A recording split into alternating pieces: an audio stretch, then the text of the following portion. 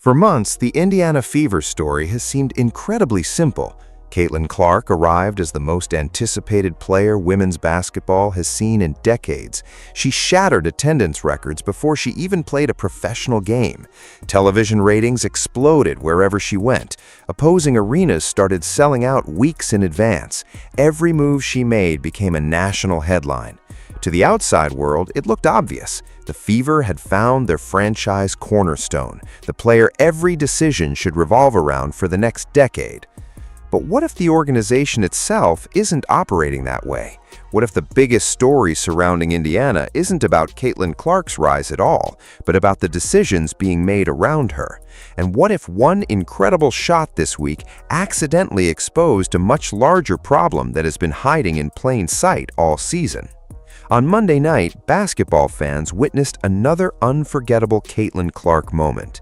With Indiana trailing in the closing seconds, the pressure was enormous. The game was slipping away, the season's momentum was hanging in the balance, and the Fever desperately needed someone to deliver. What happened next instantly became one of the most talked about highlights of the year. Clark found space, rose from deep beyond the arc, and buried a shot that sent fans into a frenzy. Social media erupted, sports shows replayed it non-stop, teammates celebrated, analysts praised her ability to perform under pressure. For most viewers, it looked like another example of a superstar doing superstar things, another reminder that when the lights are brightest, Caitlin Clark is exactly who you want holding the basketball. But as the excitement from the victory began to fade, something unusual happened. Instead of ending the conversation, the shot actually started a much bigger one. Fans began looking beyond the highlight itself and focusing on everything that led up to it. They started asking why the Fever needed a chaotic, improvised sequence just to get the ball into the hands of their biggest star. They started examining comments from players and coaches. They started revisiting decisions made months earlier by the front office. And suddenly, what appeared to be a simple game-winning shot transformed into something much more controversial. Because the deeper people looked, the more they began wondering whether Indiana's priorities truly match what everyone else sees. That question has only grown louder in recent days, not because of a single play, not because of one player, and not because of one coach. The discussion has expanded into something much larger, involving roster construction, contract decisions, offensive philosophy, and the people responsible for shaping the future of this franchise. Some fans believe the Fever are maximizing the greatest young talent in basketball. Others believe the organization is making things far more complicated than they need to be. And while opinions continue to vary, one thing is becoming increasingly difficult to ignore. Organizations reveal what they value through actions, not words. Press conferences can say one thing, interviews can say another, but contracts, personnel decisions, coaching hires, and late-game strategies often tell the real story. That's why this conversation matters, because hidden beneath one of the biggest highlights of the season is a question that could define the future of the Indiana Fever. A question involving Kelly Krauskopf's front office, the largest contract on the roster, and the way this organization has chosen to build around a player many already consider the face of the entire league. The answers aren't found in a single box score or a single post-game interview. They're buried in a series of decisions stretching back months, decisions that many fans are only now starting to connect. And once those pieces are put together, the picture that emerges becomes impossible to ignore. Because what happened on Monday night may not have simply won Indiana a basketball game. It may have revealed something the franchise never intended the public to notice. To understand why so many fans are suddenly questioning Indiana's direction, you have to go back several months before that game-winning shot ever happened. Long before the celebrations, the viral clips, and the debates dominating social media, the Fever front office made a decision that quietly sent a message about how they viewed their roster. At the time, most people barely noticed. The headlines came and went, analysts discussed it for a day or two before moving on. But looking back now, many fans believe that decision may have revealed more about the organization's priorities than any press conference ever could. Because when Indiana entered one of the most important off-seasons in franchise history, the first major question wasn't who they would build around, it was who they considered most important to keep. The answer surprised a lot of people.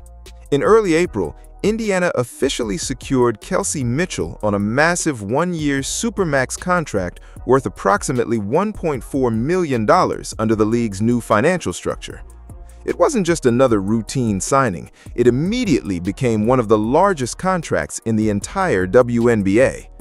The organization didn't hide how much the move mattered to them either. Team executives publicly described Mitchell's return as their highest off-season priority. Those words caught attention because they weren't coming from fans or media members trying to create controversy. They were coming directly from the organization itself. And once those comments became public, some Fever supporters started asking a simple question. If Caitlin Clark is the player transforming the franchise, why wasn't she the center of that conversation? Now, before anyone misunderstands the point, it's important to acknowledge something. Kelsey Mitchell earned her contract. She wasn't handed anything. For years, she carried enormous offensive responsibility for Indiana during some very difficult seasons. She developed into one of the league's most dangerous scorers and consistently produced at a high level even when the roster around her struggled. Last season, she played some of the best basketball of her career and helped keep Indiana competitive through injuries and adversity. There are very few serious basketball observers who would argue she didn't deserve to be paid. That's not where the controversy comes from. The controversy comes from what that contract seemed to symbolize. Because in professional sports, fans don't just analyze the money, they analyze the message behind the money. They look at who organizations prioritize. They look at who receives public praise. They look at who the franchise appears determined to protect and build around. Fair or unfair, those perceptions matter. And when Fever executives openly described Mitchell as their top priority, many supporters couldn't help comparing that statement to the reality unfolding around Caitlin Clark. Here was a player driving record attendance, record ratings, and unprecedented national attention toward the franchise. Yet somehow, the conversation surrounding organizational priorities seemed more complicated than many expected. That's when the debate really began. Some fans argued the situation was being blown completely out of proportion. They pointed out that retaining elite talent is exactly what successful organizations are supposed to do. Others saw something deeper. They believed the language used by the front office reflected a broader philosophy that was still influencing how the team operated on the court. The contract itself wasn't the issue. The issue was what fans believed it represented. Was Indiana simply rewarding a veteran star who had earned her place in franchise history, or was the organization sending a subtle signal about how it viewed the balance of power within the roster? Suddenly, what looked like a straightforward business decision became the foundation of a much larger conversation. And the timing couldn't have been more significant, because while those debates simmered in the background, the regular season continued. Games were played, wins and losses accumulated. The Fever showed flashes of brilliance while still struggling with consistency. For a while, the contract discussion faded into the background. Then Monday night happened. One game, one possession, one shot, and all of those questions that seemed dormant suddenly came roaring back louder than ever. Because once fans started examining how that game-winning moment actually unfolded, they discovered something that made the entire conversation far more complicated than a contract negotiation. They found themselves looking directly at the decisions being made when the game was on the line. If the contract decision planted the seed of doubt, Monday night's game is what made that doubt explode into a full-blown conversation. Because everything about the Fever's dramatic victory should have been simple. A superstar hit a clutch shot, the team escaped with a desperately needed win, fans celebrated and moved on. That's how these moments are supposed to work. Instead, the biggest highlight of the week somehow became the center of a controversy that nobody saw coming. And the reason wasn't the shot itself, it was everything surrounding it. The situation unfolded with Indiana trailing late and the pressure mounting by the second. The game was hanging in the balance. The Fever needed a basket. Everyone in the arena knew exactly who the most dangerous offensive player on the floor was. Everyone watching at home knew it too. Caitlin Clark had already proven countless times that she could deliver in big moments. Yet when the final possession began, what happened next immediately caught people's attention. The ball was inbounded, players started moving, the defense reacted, and suddenly the possession appeared to break away from its original structure. Then, in a split second, everything changed. The ball found its way to Clark deep beyond a three-point line. She rose up from a distance most players wouldn't even consider and drilled the shot that sent Fever fans into celebration mode. At first, that should have been the end of the story. It was the kind of shot that defines careers, the kind of shot kids replay in their driveways, the kind of shot sports networks show for days. But almost immediately, another discussion began taking shape. Fans started rewatching the possession, analysts started slowing down the film, social media users started asking the same question over and over again. Was that actually the play Indiana intended to run? The more people watched, the more uncertain they became. Instead of seeing a perfectly executed game-winning design, some viewers believed they were watching a possession that only succeeded because players adapted in the moment. Then came the post-game comments, and that's when things became even more interesting. Various explanations emerged regarding what exactly happened during that final possession. Some comments suggested the original objective may have been different than what fans ultimately witnessed. Other explanations emphasized that the play unfolded exactly as intended. The result was confusion. Instead of providing clarity, the conversation became even more complicated. Different interpretations started circulating online. Fans debated what they had seen. Media personalities weighed in. Every new explanation seemed to create even more questions than answers. What made the situation so fascinating was that nobody was arguing about the outcome. The shot went in. Indiana won the game. That's not up for debate. The debate centered on something much bigger. Why did the possession look the way it did? Why did so many people come away feeling that Clark's game-winning moment emerged from improvisation rather than design? Whether that perception was completely accurate or not almost became secondary. The fact that thousands of fans were asking the question at all revealed how much skepticism already existed beneath the surface. That's when the contract discussion from earlier in the year suddenly came rushing back into focus. Fans who had questioned organizational priorities immediately connected the two stories. In their minds, Monday night's possession wasn't an isolated basketball play. It was evidence supporting concerns they already had.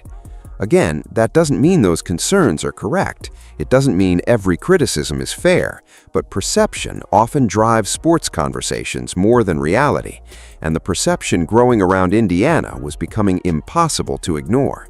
Many supporters were beginning to wonder whether the Fever's biggest star was truly being placed at the center of every crucial decision.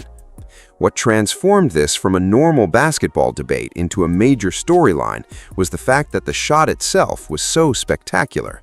Had Indiana lost, nobody would be discussing organizational philosophy. Had the possession ended quietly, nobody would be analyzing every detail. But greatness has a way of exposing things. Clark's incredible shot forced people to examine the possession that created it, and once they started examining that possession, they found themselves asking questions that extended far beyond a single game. Because now the focus wasn't solely on the players executing the play. The focus was shifting toward the people responsible for designing those plays in the first place. And that shift would eventually place an even brighter spotlight on the coaching staff, the front office, and the conflicting explanations that only made the entire situation more difficult to understand. What turned an already controversial conversation into a major storyline wasn't the game-winning shot itself, it was what happened afterward. Because usually when a team wins on a dramatic final possession, everyone tells the same story. The coach explains the play, the players describe how it unfolded, the media reports what happened, and everyone moves on. That's not what happened here. Instead, Fever fans found themselves trying to piece together multiple explanations that didn't seem to fit together perfectly. And the more people listened, the more confusing the situation became. The first signs of confusion appeared almost immediately after the game ended. As players and coaches spoke to reporters, different descriptions emerged regarding the final possession. Some comments suggested the team had been looking for a different outcome before the play evolved into Clark's game-winning opportunity. Other comments framed the possession as a successful execution of the original design. On their own, these differences might not have mattered much. After all, memories can vary in emotional moments. Players and coaches often see the same possession from different perspectives. But because this particular play involved the biggest star in the league and one of the most important moments of Indiana's season, every word suddenly carried much greater significance. Fans immediately began comparing statements, social media filled with clips, screenshots, and side-by-side interpretations. Some supporters argued there was no contradiction at all. Others believed the comments painted very different pictures of what actually happened during the final seconds. The discussion grew rapidly because people weren't simply debating basketball strategy anymore. They were debating trust, priorities, and organizational philosophy. Every explanation became part of a much larger argument that had already been building for months. Then, things became even more interesting when additional comments surfaced online in the days that followed. Statements that seemed straightforward at first were suddenly being interpreted in entirely different ways. Fans who already believed Indiana wasn't fully maximizing Caitlin Clark's role viewed the comments as confirmation of their concerns. Meanwhile, supporters of the coaching staff argued that critics were overanalyzing a single possession and searching for controversy where none existed. The divide became impossible to miss. Two groups were watching the exact same events and reaching completely different conclusions. What made the situation especially fascinating was that nobody was questioning Clark's shot. Nobody was questioning her ability to deliver under pressure. In fact, the more incredible the shot looked, the more attention shifted toward everything that happened before it. If a generational player can create magic from a chaotic situation, people naturally start wondering why the situation needed to be chaotic in the first place. That's the question that refused to disappear, and every conflicting explanation seemed to breathe new life into it. Of course, it's important to separate speculation from fact. Some of the theories circulating online remain exactly that, fan theories. Social media has a way of turning uncertainty into certainty before all the information is available. There is no shortage of people eager to draw sweeping conclusions from a few comments or a single possession. But what cannot be denied is that the mixed interpretations created an opening for larger questions to emerge. Questions that may never have gained traction if everyone involved had described the play in exactly the same way. The reality is, sports fans pay attention to details, especially when a franchise is built around a superstar. Every substitution gets analyzed, every play call gets questioned, every quote gets dissected. That's simply the reality of modern sports. And when explanations appear inconsistent, even unintentionally, fans tend to assume there's more happening beneath the surface. Whether that's fair or unfair is another discussion entirely, but it's the reason this story continued growing long after the final buzzer sounded. What started as a celebration was slowly becoming an investigation.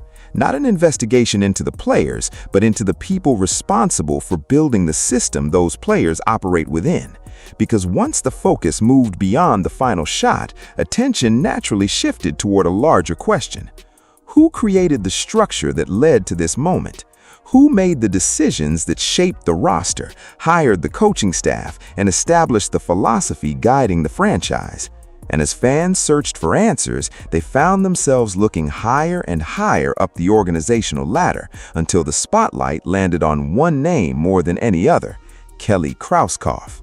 By this point, the conversation was no longer centered on Caitlin Clark, Kelsey Mitchell, or even the game-winning shot itself. The spotlight had moved somewhere much bigger. Because when fans start questioning a team's priorities, they eventually stop looking at the players and start looking at the people making the decisions. Every roster is a reflection of the executives who build it. Every coaching philosophy originates from leadership. Every contract, every personnel move, every organizational message carries fingerprints from the front office. And in Indiana, one name sits at the center of all those decisions: Kelly Krauskopf. For longtime Fever fans, Krauskopf isn't just another executive. She's one of the most influential figures in franchise history. Her connection to Indiana basketball stretches back decades, long before Caitlin Clark arrived, and long before the Fever became one of the biggest stories in sports. She helped shape the organization during some of its most successful years and has been involved in countless decisions that defined entire eras of Fever basketball. That history is exactly why her role in the current debate has become so significant. When fans see something they don't like, they aren't looking at a newcomer. They're looking at someone who has helped guide this franchise for years and understands exactly what championship-level teams are supposed to look like. That's what makes the current discussion so fascinating. Nobody is questioning Krauskopf's experience. Nobody is questioning her accomplishments. If anything, her resume is precisely why expectations are so high.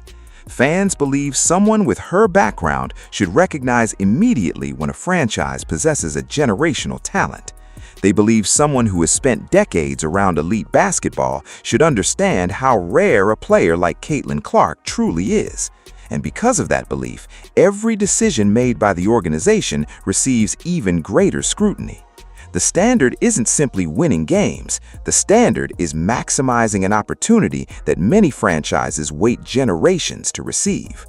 The coaching staff has become part of that conversation as well. Stephanie White's return to Indiana was viewed by many as a major move when it happened. She brought experience, credibility, and familiarity with the organization. On paper, it looked like exactly the type of hire a franchise would make when preparing to compete at the highest level. But in professional sports, coaches rarely escape criticism when questions emerge about offensive structure. Fair or unfair, fans often connect coaching decisions directly to organizational philosophy. If supporters don't like what they're seeing on the court, they naturally wonder whether those decisions are coming from the bench, the front office, or some combination of both. That's where things become complicated. Front offices don't draw up plays. They don't call timeouts. They don't decide who takes the final shot during games. But they do hire the people responsible for making those decisions. They select the roster. They determine which players fit together. They decide what type of basketball they want their franchise to play. In many ways, the front office creates the blueprint while coaches execute it. And when fans believe something isn't working, criticism often flows all the way back to the architects who designed the structure in the first place. This is why the discussion surrounding Indiana has become so intense. For many supporters, the debate is no longer about one possession or one post-game quote. It's about whether the organization's vision aligns with what they're watching unfold on the court. They see Caitlin Clark producing highlights that capture national attention. They see her drawing unprecedented interest to the league. They see her creating opportunities that few players in basketball history could create. Then they look at certain moments during games and wonder why everything doesn't seem to revolve around maximizing those abilities. Again, that's a perception, not necessarily a fact, but perception can be incredibly powerful, especially when thousands of fans arrive at the same conclusion simultaneously. What's particularly interesting is that these questions probably wouldn't exist if Indiana were dominating every opponent in sight. Winning has a way of silencing concerns. When teams consistently succeed, fans rarely spend time dissecting organizational philosophy. But when close games produce controversial moments, every decision suddenly becomes fair game for public examination. Every contract gets revisited. Every coaching choice gets analyzed. Every executive statement gets remembered. And that's exactly what has happened here. The game-winning shot didn't create concerns about the front office. It simply brought existing concerns back into the spotlight. Now the pressure has shifted upward.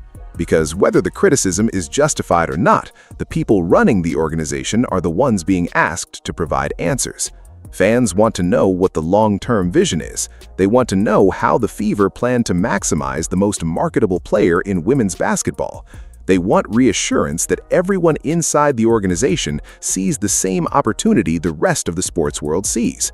And as those questions continue growing louder, many supporters have started turning towards something they believe offers a clearer answer than interviews or press conferences ever could: the numbers themselves.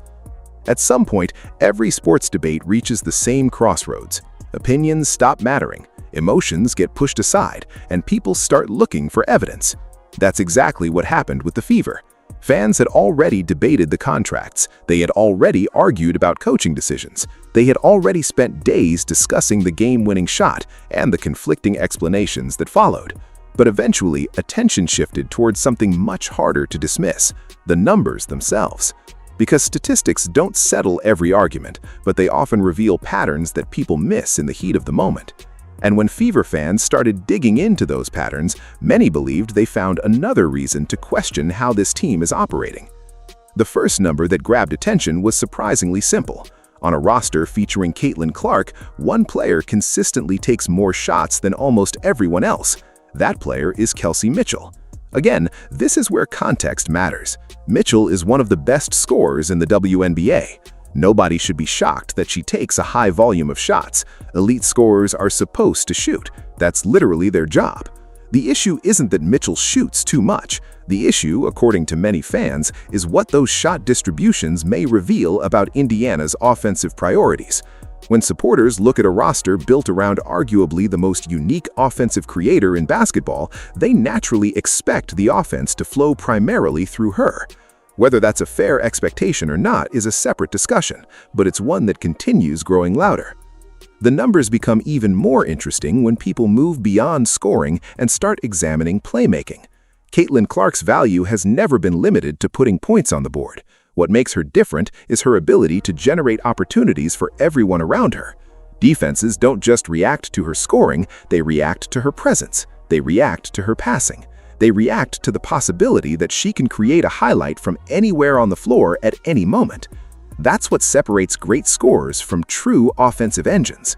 And when fans look at the Fever roster, many believe every offensive decision should be centered around maximizing that rare skill set. This is where frustration begins to appear online. Scroll through social media after any Fever game and you'll find thousands of opinions. Some are thoughtful, some are emotional, some are probably exaggerated. But taken together, they reveal a fan base paying extremely close attention. Many supporters believe they see possessions where the ball moves away from Clark at critical moments. Others argue the offense occasionally becomes too dependent on individual shot creation rather than leveraging the advantages Clark creates for teammates. These aren't universally accepted conclusions, but they're becoming increasingly common themes in online discussions, and the fact that so many people are independently arriving at similar concerns is part of what keeps the debate alive. Of course, statistics can be dangerous when they're removed from context. Numbers don't explain injuries, they don't explain matchup strategies, they don't explain what coaches are emphasizing behind closed doors. Two people can look at the exact same stat sheet and reach completely different conclusions. That's why it's important not to overstate what the numbers prove. They don't prove anyone is right, they don't prove anyone is wrong. What they do prove is that the conversation isn't coming out of nowhere. Fans aren't inventing concerns from thin air. They're reacting to trends they believe they're seeing both in the box score and on the court. What's fascinating is that very little criticism is actually directed toward Mitchell herself. Most supporters recognize she's doing exactly what she's always done. She's scoring, she's attacking, she's playing the role she has been asked to play throughout her career. The larger debate revolves around whether that role is being balanced correctly within a team that now features Caitlin Clark. In other words, fans aren't necessarily questioning the player, they're questioning the structure around the player. They're questioning how responsibilities are distributed and whether the organization has fully adapted to the reality of having a generational talent on the roster. And that's where the numbers start leading people toward an even bigger conversation, because once fans begin discussing roles, usage, and offensive hierarchy, they inevitably arrive at another comparison that is impossible to ignore. It's a comparison involving contracts, organizational investment, and the message that money can sometimes send. One player is earning the largest salary on the roster, the other is widely considered the most valuable player in the entire organization. And when those two realities collide, the questions become even harder for people to ignore. As heated as the debate surrounding Indiana has become, there is one detail that constantly surprises casual fans when they first hear it. The highest paid player on the Fever is not Caitlin Clark. In fact, it isn't even particularly close. For many people outside the WNBA, that sounds impossible.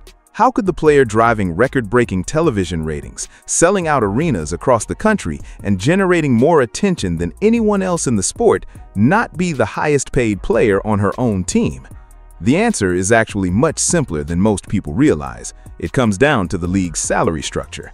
But while the explanation itself is straightforward, the conversation it has created is far from it. The reality is that Caitlin Clark is still playing under the league's rookie-scale contract. Like every young star entering professional basketball, her earnings are determined by rules that were established long before she arrived. Those rules limit how much a player can earn during the early years of their career, regardless of popularity, impact, or marketability. In other words, Indiana isn't choosing to pay Clark less than a veteran superstar. The system requires it. That's an important distinction because some of the criticism circulating online ignores that reality. No front office executive can simply decide to hand a rookie-scale player a supermax contract. The rules don't work that way. However, while salary structures may be predetermined, fans argue that priorities are not. And that's where the discussion becomes far more complicated. Because when supporters compare Clark's contract to Kelsey Mitchell's supermax deal, they aren't always talking about money. They're talking about symbolism. They're talking about perception. They're talking about what they believe those numbers represent within the larger structure of the franchise. One player is earning the largest salary on the roster. The other is widely viewed as the face of the league itself. Whether those realities should matter on the court is debatable, but they unquestionably influence how fans interpret organizational decisions. For many supporters, the salary comparison has become a shorthand way of discussing hierarchy. Again, not because they believe Clark deserves a bigger contract under current league rules, but because they believe everything else about the organization should clearly reflect her status as the franchise centerpiece. They want to see an offense built around her strengths. They want to see a long-term vision centered on her development. They want to see every major decision measured against one question: does this maximize what Caitlin Clark can become? When fans don't believe they're seeing that consistency, the contract discussion inevitably resurfaces. What's fascinating is how quickly this conversation evolved beyond finances. At first glance, it appears to be a debate about dollars. In reality, it's a debate about influence. The issue isn't who gets paid more. The issue is who the organization appears to revolve around when the biggest moments arrive. That's why every late-game possession receives so much scrutiny. That's why every coaching decision gets dissected. That's why comments from executives and players become major headlines. Fans aren't analyzing salaries anymore. They're trying to determine whether the franchise's actions align with what they believe should be obvious. And from the organization's perspective, this creates a difficult challenge. Basketball teams are not built around one player alone, no matter how talented that player might be. Winning requires balance. It requires veterans. It requires multiple scoring threats. It requires players accepting different roles. That's the argument many defenders of the Fever's approach continue to make. They believe criticism has become exaggerated because successful teams need more than one star. On paper, that's a completely reasonable position. The problem is that Caitlin Clark isn't viewed as just another star. She's viewed as a once-in-a-generation talent, and once that perception takes hold, normal standards stop applying. History shows this happens all the time in sports. When a generational player arrives, fans expect organizations to adapt immediately. They expect every decision to reflect that player's unique value. They expect complete clarity regarding who the franchise belongs to. Fair or unfair, that's the reality. And it's the reason the Fever continue finding themselves at the center of these debates. Every roster decision, every offensive possession, and every public statement is being evaluated through the lens of Caitlin Clark's future. What makes this even more interesting is that Indiana has experienced a situation like this before. Not with Clark specifically, but with another iconic player who became the unquestioned face of the franchise for more than a decade. A player who never left fans wondering where she stood within the organization. A player around whom everything was built from day one. And as more supporters revisit that era, many believe it offers a powerful comparison to the questions surrounding the Fever today. The reason this debate has become so emotional for longtime Fever fans is because they've seen this story play out differently before. To understand why so many supporters keep bringing up the past, you have to go back more than 2 decades to another transformational moment in franchise history. Long before Caitlin Clark arrived in Indianapolis, there was another player who completely changed the direction of the organization. A player who became the face of the franchise, the heart of the locker room, and eventually one of the greatest figures in WNBA history. That player was Tamika Catchings, and whether people realize it or not, her legacy is now shaping how fans evaluate everything happening around Caitlin Clark today. When the Fever drafted Catchings, there was never any confusion about who the organization was building around. There were talented teammates, there were respected veterans, there were coaches who came and went, there were roster changes and strategic adjustments over the years. But through all of it, one thing remained crystal clear. Tamika Catchings was the foundation. Every major decision was viewed through the lens of maximizing her impact and helping the team compete for championships. The organization didn't spend years debating who its centerpiece was. Fans didn't have to wonder who the offense should revolve around. The hierarchy was obvious to everyone, both inside and outside the building. That clarity became one of the defining strengths of the franchise. Catchings wasn't just another star player putting up impressive statistics. She became the identity of Indiana basketball itself. She represented the culture, the expectations, and the standard the organization wanted to establish. As the years passed, that commitment paid off. The Fever became consistent contenders. They reached the highest levels of the sport. Eventually, the franchise captured a championship, and Catchings cemented her place as one of the greatest players the league has ever seen.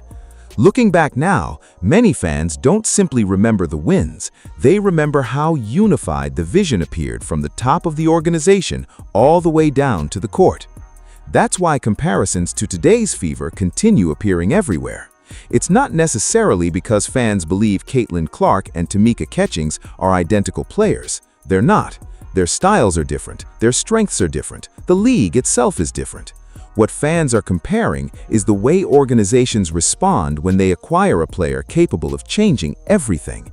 In their minds, the question isn't whether Clark should play exactly like Catchings. The question is whether the franchise should demonstrate the same level of certainty about who its future revolves around. For many supporters, that's where the current frustration comes from. They look back at the Catchings era and remember a franchise that seemed completely confident in its direction. Then they look at the conversations surrounding today's team and see uncertainty. They see debates about offensive hierarchy. They see arguments over priorities. They see fans questioning decisions that, in their view, shouldn't even be controversial. Whether those concerns are justified or not, the contrast is impossible for many longtime supporters to ignore. What's particularly interesting is that some of the key figures involved with today's Fever understand that history better than anyone. Many of them lived it. They witnessed firsthand what happened when Indiana fully committed to a generational talent. They experienced the culture that helped turn the franchise into a champion. That's one reason expectations remain so high. Fans aren't demanding something the organization has never done before. They're pointing to a blueprint that already exists within the franchise's own history. Of course, every era presents different challenges.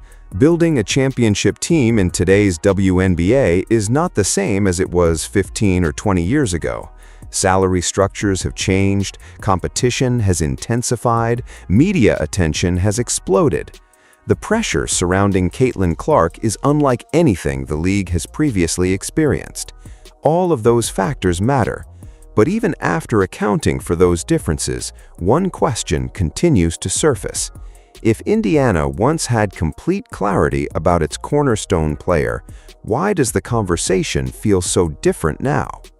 That question has become even more urgent because history is filled with examples of organizations that failed to fully capitalize on generational talent when they had the chance. Teams that assumed opportunities would last forever, teams that believed there was always more time, teams that eventually discovered how quickly championship windows can disappear. And for some Fever fans, that's where the real concern begins. They're no longer worried about a single possession or a single season. They're worried about whether Indiana is maximizing one of the most valuable opportunities any franchise could ever receive. This is where the conversation stops being about contracts, coaching decisions, or even Caitlin Clark herself, and starts becoming about something every professional sports franchise fears: wasted opportunity. Because history has shown over and over again that having a generational player is not enough. Talent alone doesn't guarantee championships. Talent alone doesn't guarantee dynasties. And talent alone certainly doesn't guarantee that an organization will maximize the window it has been given. In fact, some of the biggest regrets in sports history come from franchises that had all the pieces necessary for greatness, but never fully aligned around them while they had the chance. That's why some Fever fans have become increasingly uncomfortable with the direction of the conversation. Their concern isn't that Indiana lacks talent, quite the opposite. Their concern is that opportunities like this don't come around very often. Players capable of changing an entire league are incredibly rare. Most organizations spend decades searching for one. Some never find one at all. When a player arrives who can transform television ratings, ticket sales, national relevance, and on-court production simultaneously, expectations naturally become enormous. And with those expectations comes pressure to make sure every decision supports the long-term vision.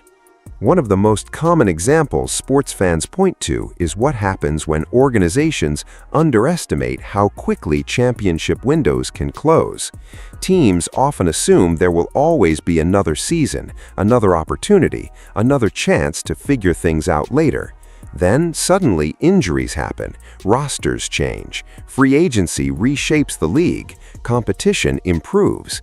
What once looked like an unlimited future becomes a rapidly shrinking window. By the time organizations realize how valuable those early years were, the opportunity is often gone. That's the fear driving many of the conversations surrounding Indiana today.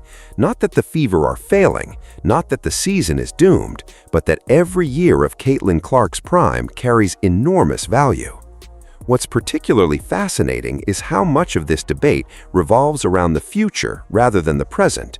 Nobody is arguing that Indiana lacks potential. In fact, most observers agree the Fever possess one of the brightest futures in basketball. The roster is talented, the fan support is unparalleled, the national attention continues growing. On paper, the organization appears positioned to become one of the league's flagship franchises for years to come. The concern emerging from some supporters is whether the organization is moving aggressively enough to capitalize on that position right now, instead of assuming success will arrive automatically. That concern becomes amplified every time a controversial moment occurs, every confusing possession, every questionable late-game sequence, every debate about offensive roles. Each one reinforces fears that the franchise may still be searching for answers that fans believe should already be obvious. Again, that doesn't mean those fears are necessarily justified. Building a championship team is incredibly difficult, and many of the decisions being criticized today may ultimately prove correct. But perception matters, and right now, perception is fueling a growing belief that Indiana cannot afford to spend years experimenting with a formula that may or may not work. The irony is that Caitlin Clark's success is actually making the pressure even greater. The better she plays, the more urgent the conversation becomes. Every spectacular pass, every deep three-pointer, every sold-out arena serves as a reminder of what the Fever have in their possession. Fans aren't worried because Clark has disappointed expectations. They're worried because she has exceeded them. She has become exactly the type of transformational figure many hoped she would become, perhaps even faster than expected. And when that happens, patience becomes much harder to preach. Ultimately, this is the warning many supporters believe Indiana cannot ignore. Not a warning about one player, not a warning about one coach, not even a warning about one season. It's a warning about clarity, about making sure everyone inside the organization is moving in the same direction while the opportunity is still available. Because the greatest franchises in sports history rarely succeed by accident. They identify their cornerstone, commit fully to a vision, and eliminate uncertainty as quickly as possible. The good news for Indiana is that none of these questions are permanent. Every game presents an opportunity to answer them. Every possession offers a chance to reinforce a direction. Every decision gives the organization another opportunity to show fans exactly what the future looks like. And that's why the next few weeks may be more important than many people realize, because eventually the debates, theories, and arguments stop mattering. At some point, the only thing left is the evidence produced on the court. And whether supporters are right or wrong about their concerns, the Fever now have a chance to provide an answer that no press conference ever could. At the beginning of this story, the question seemed incredibly simple. Why did one game-winning shot create so much discussion? But after looking at the contracts, the coaching decisions, the post-game comments, the organizational structure, the statistics, and even the history of the franchise itself, it's clear that the shot was never really the story. The shot was simply the moment that forced people to pay attention. It was the spark that ignited a conversation that had been quietly building for months. A conversation about priorities, a conversation about vision, and a conversation about whether the Indiana Fever are fully embracing the opportunities sitting right in front of them. What's fascinating is that there may not be a villain in this story at all. Kelsey Mitchell earned her contract. Stephanie White earned her opportunity. Kelly Krauskopf has a resume that commands respect throughout the basketball world. Every person involved can point to accomplishments that justify their position. That's what makes the debate so complicated. This isn't a story about bad intentions or obvious mistakes. It's a story about expectations. When a player like Caitlin Clark enters a franchise, normal expectations disappear. Every decision becomes magnified. Every possession becomes meaningful. Every choice gets analyzed through the lens of one simple question. Does this move the organization closer to maximizing a generational talent? The truth is that nobody outside the Fever's walls knows exactly what the long-term plan looks like.